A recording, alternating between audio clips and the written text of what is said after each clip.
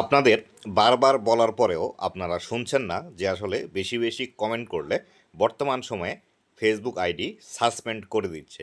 দেখুন এইখানে একটি বিষয় আপনারা দেখতে পাচ্ছেন। এখানে কিন্তু একটি স্ক্রিনশট আমি ওপেন করে রেখেছি একটু আগেই।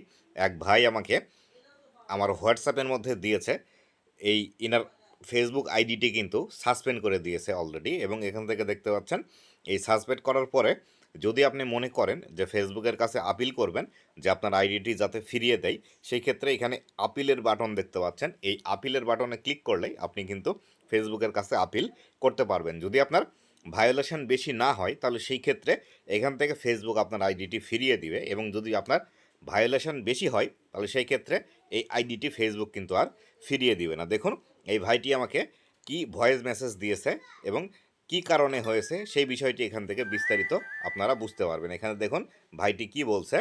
আমি এখানে যদি ক্লিক করি, সাসপেন্ডটা করার কারণটা একটু বলবেন, মানে কি কারণ?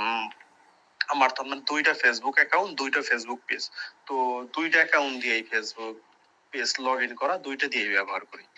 তো রেগুলারলি আমি সবচাইতে বেশি মানে কমেন্ট করতেছি আমার পেজ থেকে যাই, মানে কয়েকবার মানে আমার কমেন্ট মানে ব্লক হয়ে গেছে, মানে আর কমেন্টের লিমিট শেষ হয়ে গেছে। একটা লিমিট শেষ হইলে তারপর আর একটা আইডি দিয়ে ফেসবুক লগ ইন করে পেজ, তারপরে আবার কমেন্ট করছি এইভাবে।